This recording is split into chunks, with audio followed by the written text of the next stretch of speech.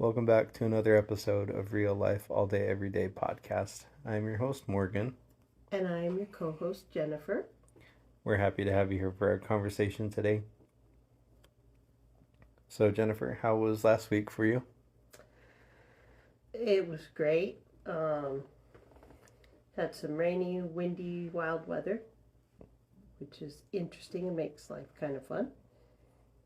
True. And makes me laugh because I remember growing up, we always used to be like, oh, I need an umbrella.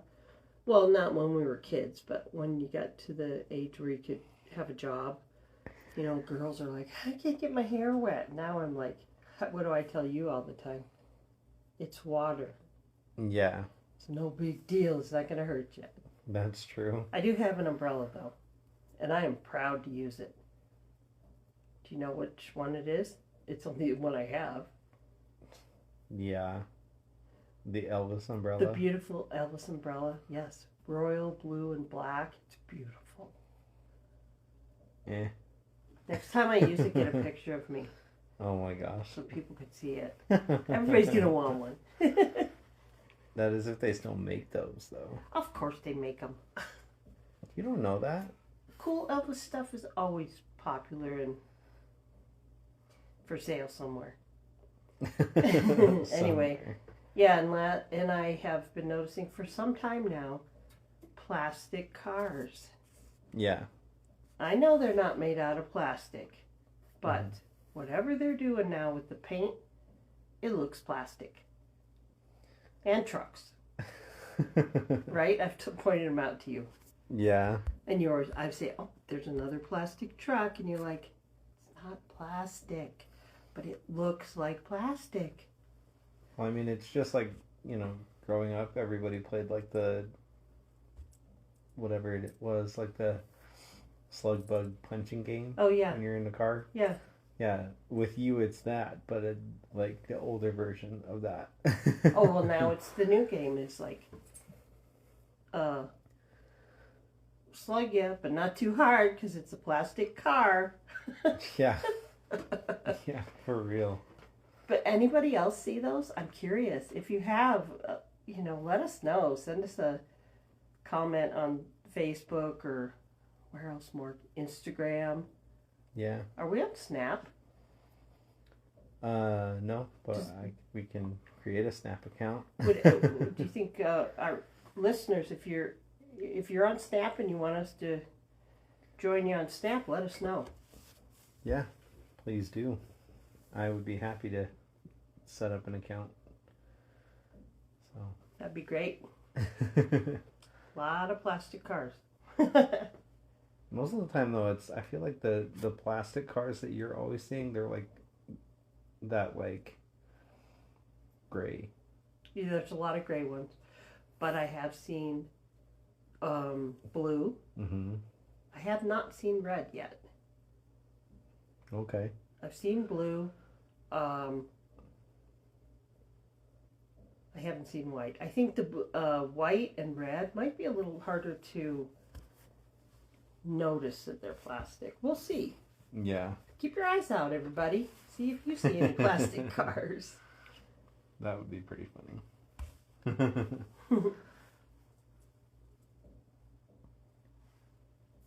And then I know we recently just watched a new movie with Jason Statham in it. It's probably been at least a week, but I mean, Yep. I don't know. The one that you've been wanting to watch anyway, A Working Man. Oh, it was excellent. It's one I'm going to watch again. Yeah. What did you think of it? I mean, I was just surprised at how good I thought it was. I mean, I wasn't thinking it was going to be a fantastic movie, but even though it was kind of late when we started it, I ended up watching the whole thing. That was a miracle. But, yeah, because with me, I mean, you always want to start movies late. No, it's weird. But I'm like, I have to work in the morning. I can't do that. Yeah, I'm trying to reform that bad habit. But that was an excellent movie. But then I've always, every Jason Statham movie I've seen is excellent. Mm-hmm. And this was just another one to add to the list. Yeah. He is just fantastic. And I know they're violent and they're sometimes, well, they're not usually real gory or anything, but there's violence. He's a tough guy. But there's always a good story, and it's definitely worth watching. Definitely. We didn't go to a theater. We did it on Prime. Yeah. And we probably spent less than if we had gone to the theater. Oh, we spent significantly less, but still, it was like you paid that much to rent it. Yeah. No, we decided to buy it. Remember? Oh yeah, we did. We bought it, but there was the rent option, and I was still like. And it was just $5 difference, I believe. Yeah. So we can watch it anytime we want now. Hey. No, I always am looking out for his new movies. There are several really good ones coming to the theater. Mm-hmm. The theater closest to us is now closed for remodeling. Mm-hmm. Do you know how long that's going to be? Well, from my understanding, it's going to hopefully open back up in like early June. Really? Oh, that's fast. I think. I don't know. They're putting all... What did you tell me the other day? They were going to put different seating in?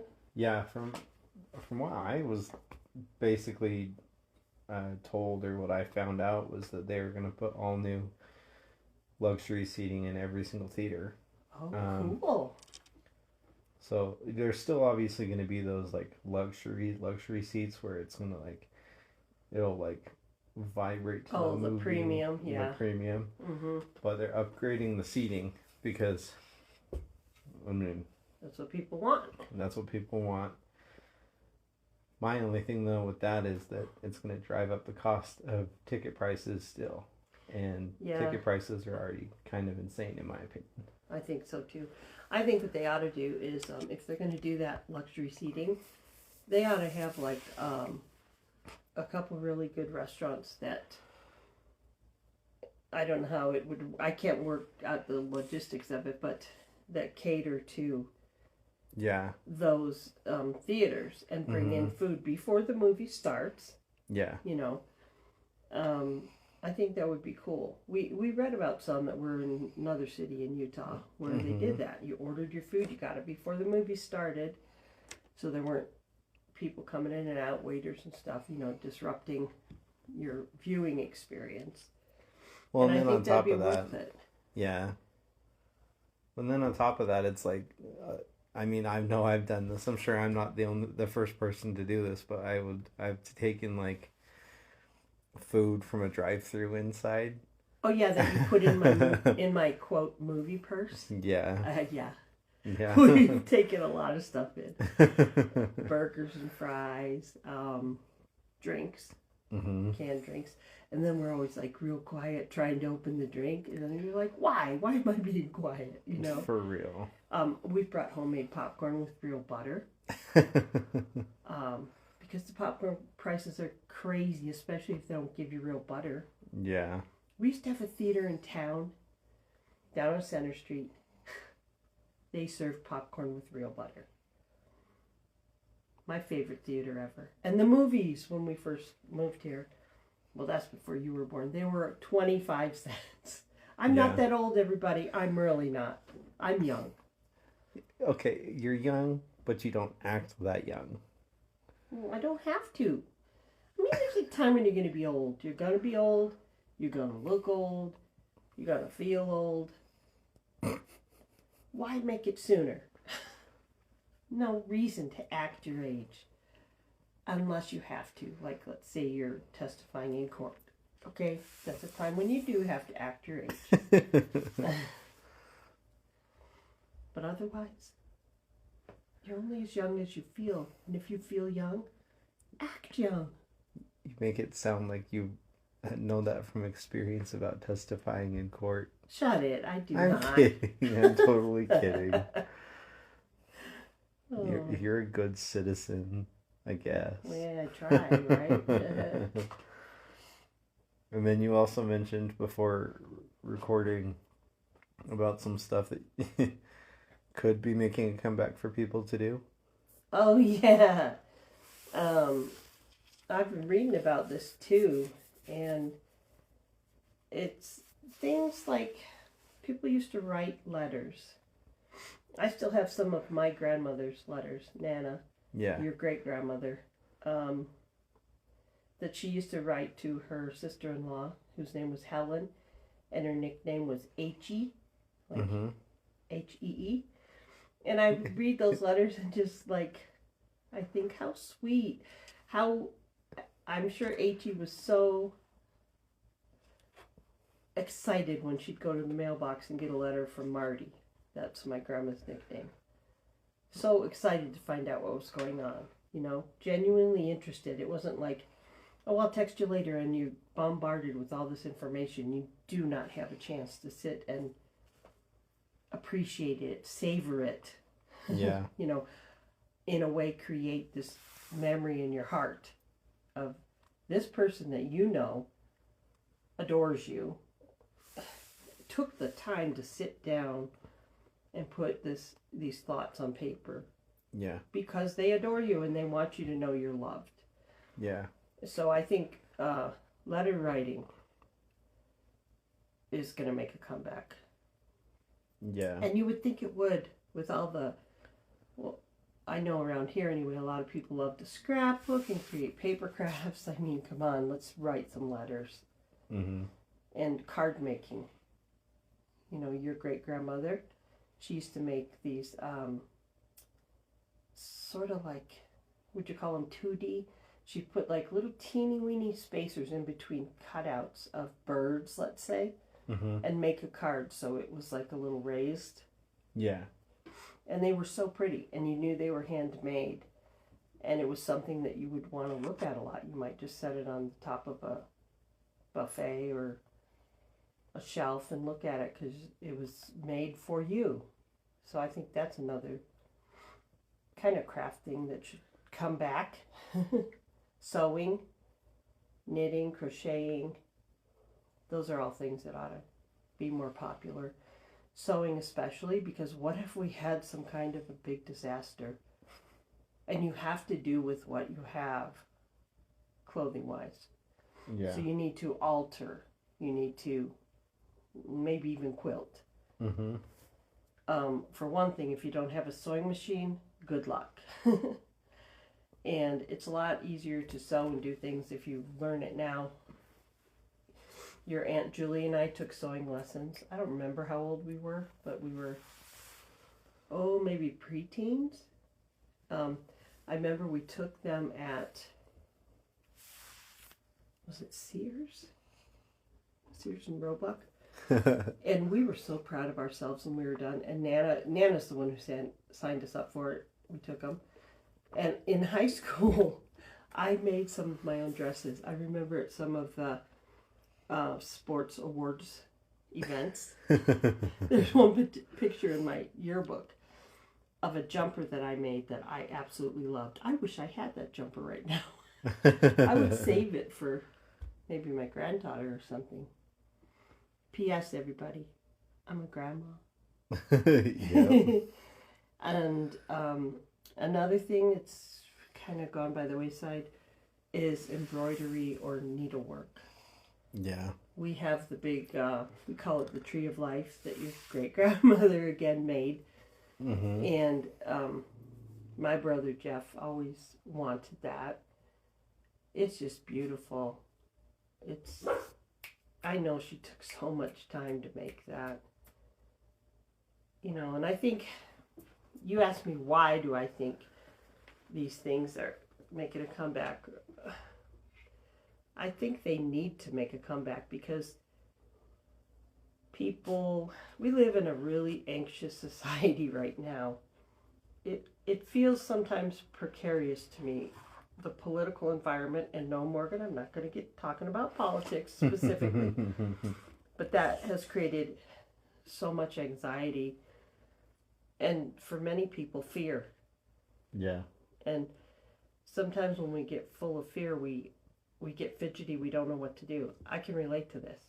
You know, these hand arts are so good for us. They don't take all of the anxiety or fear away, but they force us to focus on one thing at a time and they are very relaxing. Even sewing. Well, and I mean, yeah, like by no means was I trying to like make it that big of a deal, Yeah. but like in my opinion, it takes your mind off of that certain topic or that certain thing you've like had your mind on. If it's like worrisome or whatever, it takes your mind off of that thing, whatever it may be, for that amount of time that you are doing that stuff. Yeah.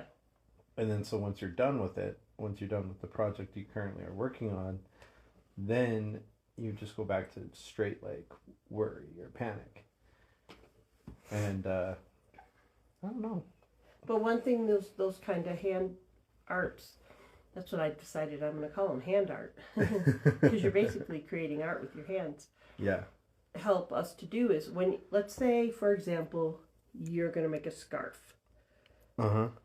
Okay, so you go through the whole thing of, let's say you're crocheting a scarf, picking out the pattern, getting the right crochet hooks, right, and then picking out the yarn, the most fun part. And you kind of envision in your mind what this is going to look like. So you're crocheting, you've done like, let's say you've done 10 or 12 rows this one day, and you're taking a break or it's bedtime. So the next day when you get up, you may still have that anxiety or fear. You'll have something else too, though. Yeah. You'll have the next thought is, oh, let me pick up on my crocheting and see how much I can get done today. So you have a little goal. And it might seem like a silly thing to some people, but there are days when that is like therapy. Yeah. And it is so good for us. And I just want to encourage people. I mean, I wish I could do like a, I don't know, we just like, everybody get on a Zoom call one day and do whatever hand art you're doing. And we just talk and then share whatever we're working on. It'd be nice. Yeah. Be really nice. Maybe we could set one up.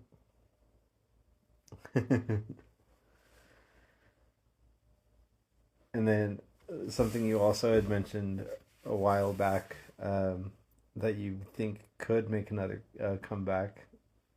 I mean, realistically, it's not. I guess it's not a comeback because they do still sell it in the stores and stuff. But is like with kids and they're flying kites and stuff. Yes. Yes. You guys, you and your sister and my son-in-law always laugh at me when I have kites around. And maybe I can't run as fast as you all anymore. So what? When it's windy, you don't need to run too far with a kite. But kids are just, it's magical for kids to see kites. And I want to know, why don't adults see it as magical? It's so fun to see a kite soaring up through the air. It's like, you don't control it. The wind controls it. Yeah. Don't you think it's fun? I mean, it's fun until the wind gets super strong and it tries to pull the kite or it breaks the string. Well, you know, I'm not going to fly a kite with that anticipation. I'm going to fly it, and if it goes away, there's the DT. I go to the DT, oh my gosh, a.k.a. the Dollar Tree, and get another cute kite. You can also make homemade kites. But who knows now, though, if it's going to still be $1.25 for a kite there. Might be $1.50. It might go up. Still worth it. Yeah, I guess so. Maybe that's the only reason that you really want flight, like kites to make a comeback. Why? Is because that story that you told me and Julie growing up about how when you and Auntie grew up, you would make paper wings and jump out of a tree. Oh yeah, I talked her into that. I wonder if she remembers that. I remember thinking, oh, you can do anything you want to do, and I mean anything. And I just wanted to fly. And so, if anybody got hurt bad, it would have been me.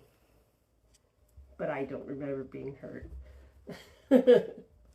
You do remember being hurt, though, last year when you fell into a parked car. Stop it, Morgan. It was the Dementors from Harry Potter that threw me into that parked car.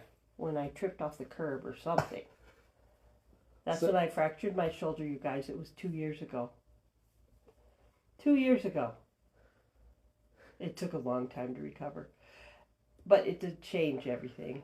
You get a reverse total shoulder replacement, and your mobility is different in that shoulder. Yeah. But I'm fine. I'm as strong as ever. And I would arm wrestle somebody with this arm. Maybe I'd do the left arm. Have to strengthen it. I used to be an arm wrestling champion. When I went to Mexico for a Spanish language exchange, Yeah. I beat all those guys. I'm so proud of that. But now, yeah, I don't think I could use the right arm. I have to use the left. So if I win then, that's even better. You want to arm wrestle later? I think I'm okay. Morgan, are you chicken? I'm afraid you might break my shoulder. I'm not violent. And then, I don't know. I guess this is something kind of random that we've been doing as well, aside from watching a bunch of movies and TV shows. Just because we haven't really wanted to go out and like do a whole lot, Yeah. which was like doing puzzles. Yeah, I love puzzles. I don't really always go for the most challenging. I really look at the picture and decide what's really cute or beautiful or whatever. It could be a simple puzzle. I even like doing the little kid ones. The 25-piece puzzles. Oh no, the bigger ones, like 100 piece. Oh. But puzzles are fun. It's like you know how you like to do something where when you're done you feel like you've accomplished it or you have finished something. Yeah. 'Cause there's a lot of jobs in this world where you never feel like you're done. Yeah. But puzzles, that's something fun to do where when you get it all together, you're done. Put it in the box. It's the same with shredding. When you shred paper, it's like once you've shredded your pile, you're done. And that is a great feeling to me. Feeling of accomplishment. Yeah. I don't know. I think I'm going to take a break from puzzles, though, because I've been doing, like, a lot lately. I was going to rip out a puzzle tonight.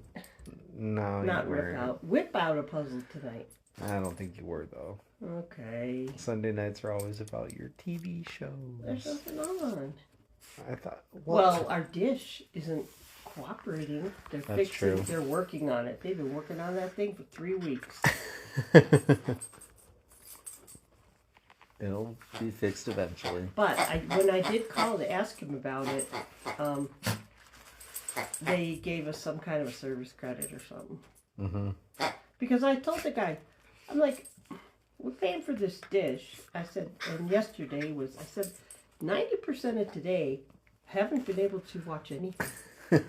I had to watch the Kentucky Derby on my phone, right? Uh-huh. Yeah. I think you should give me a credit or give me a something, refund or something.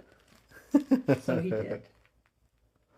But I never would have known that if I hadn't used the most important word in the English language or most important action in the English language, which your great grandma used to tell me. A-S-K. You don't know? Ask. You're not sure? Ask. I mean, I guess. You want a discount? Ask. They'll either say yes or they'll say no.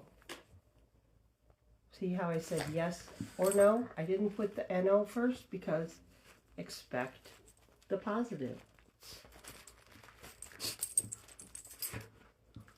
But then again, what if the positive isn't always possible? You're not going to know unless you A-S-K.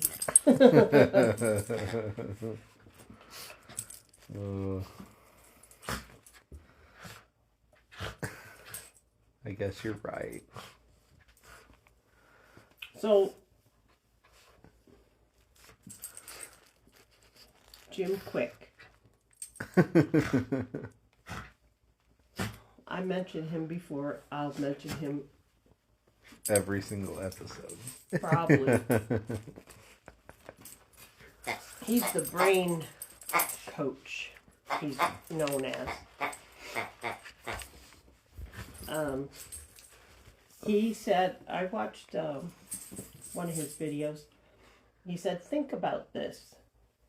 Your brain is under attack every day from the following brain threats. Just something to think about. Processed foods, sitting too long, sugary treats, dehydration, lack of sun, poor sleep, smoking, isolation, alcohol, stress. That really hit me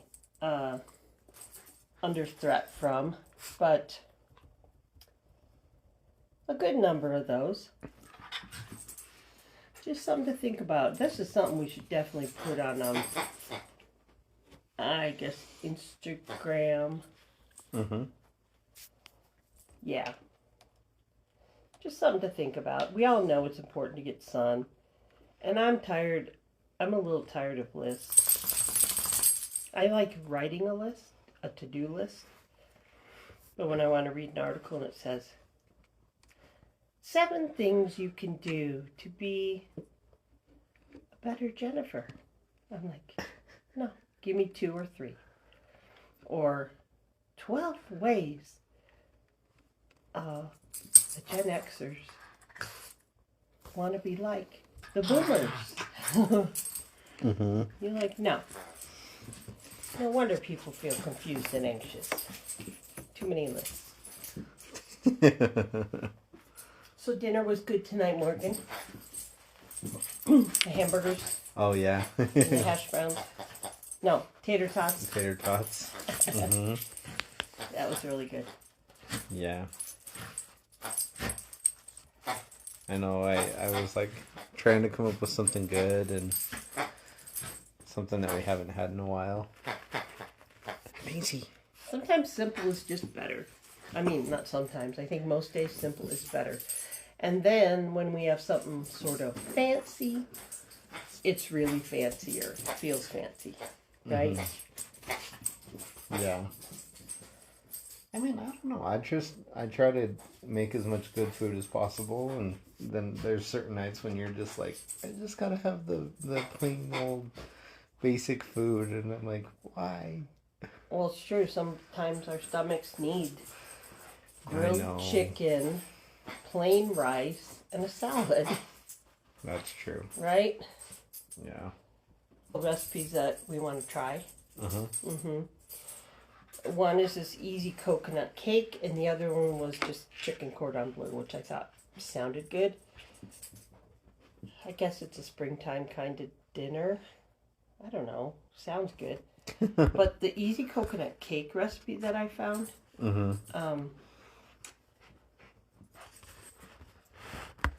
was really just a few ingredients. Oh, yeah. It had 6 ingredients. It had coconut, sugar, milk, flour, berries, like for serving. Mm-hmm. And then if you wanted to, you could put the icing sugar on. You know, sprinkle it on. Right. Simple cake. So basically the cake itself would just be the coconut, sugar, milk, and flour. How come no eggs?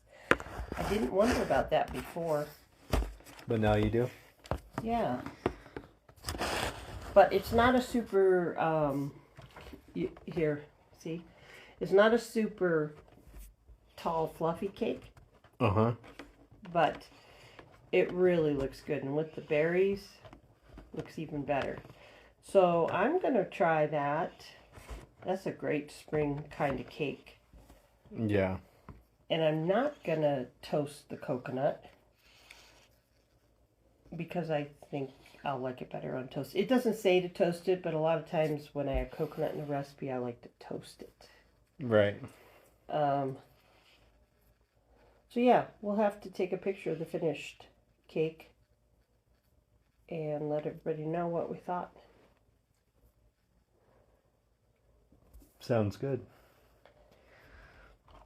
I'm probably going to end up making both of those. Because you probably won't want to. Morgan thinks that I just talk about what I want to make and then he makes it. Sometimes, yes, that does happen. But usually you're over there having a good time because you love to cook. Yeah. Which reminds me that we are going to get your YouTube channel up of you making some of your recipes that you've got followers. Where are they? Instagram? Yeah. And they would love to see you actually making these recipes. Yeah. They probably like to see your spice collection. Mm-hmm. Because you do use spices in a I would say kind of a cool way. I don't know if it's unique, but it's cool. You think of spice combinations that I'm like, oh, I wouldn't have thought of that, and they work. Yeah. So we'll let everybody know when that's up and running. Yeah. And the other thing we have not started, but this is coming, is we're going to tell your story about you and your brain surgeries. Yep. So look forward to that, everyone. That is true. We'll get to that eventually.